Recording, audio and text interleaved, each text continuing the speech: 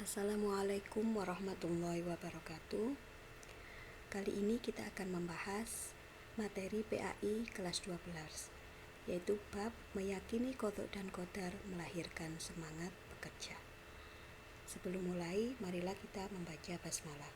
Bismillahirrahmanirrahim.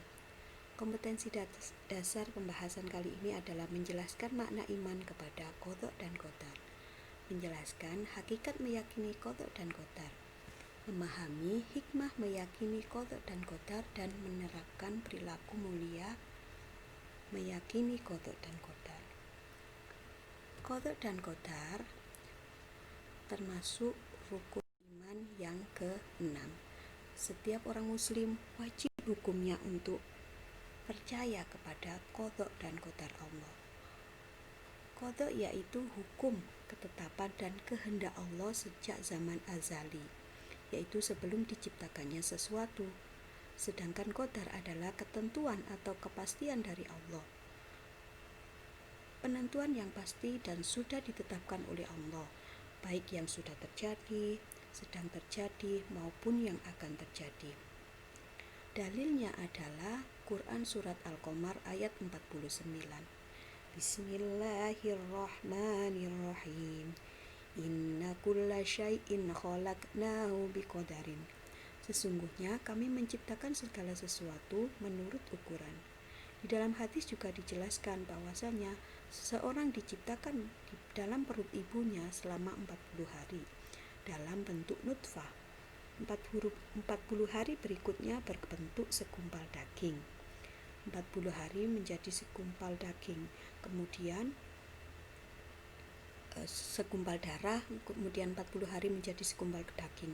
Dan Allah mengutus malaikat untuk meniupkan ruh di dalamnya dan menuliskan 4 ketentuan, yaitu rezeki, ajal, amal, dan jalan kehidupan sengsara atau bahagia. Bagaimana contohnya qadha dan qadar? Yang pertama yaitu Allah menetapkan matahari terbit pada siang hari serta bulan pada malam hari. Allah menetapkan kapan laut harus pasang dan surut. Allah menetapkan makhluknya berjenis kelamin laki-laki atau perempuan. Dan Allah menetapkan kelahiran dan kematian.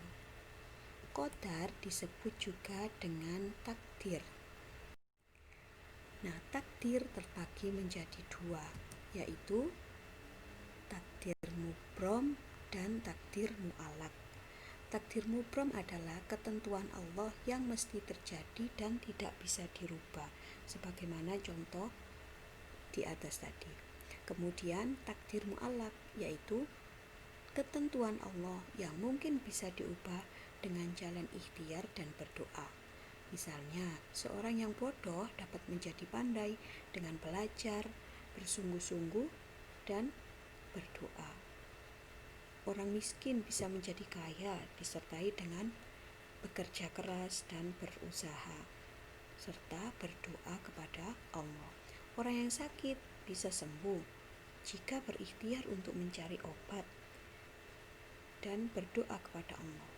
Bencana alam mungkin tidak akan menimbulkan korban yang besar jika manusia dapat mempersiapkan diri dalam menghadapinya dengan menggunakan kemampuan yang telah diberikan oleh Allah.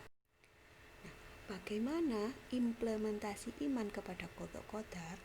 Orang yang beriman kepada qadha dan qadar maka akan memperoleh hikmah yang mana itu tampak di dalam perilakunya sehari-hari. Di antaranya yaitu optimis, yakin di dalam menghadapi kehidupan ini bahwasanya apapun yang terjadi yaitu berasal dari Allah Subhanahu wa Ta'ala. Kemudian berikhtiar, segala keinginannya selalu diikuti dengan ikhtiar, berusaha dengan bersungguh-sungguh. Kemudian tidak lupa dia akan selalu berdoa, meminta kepada Allah Subhanahu wa Ta'ala.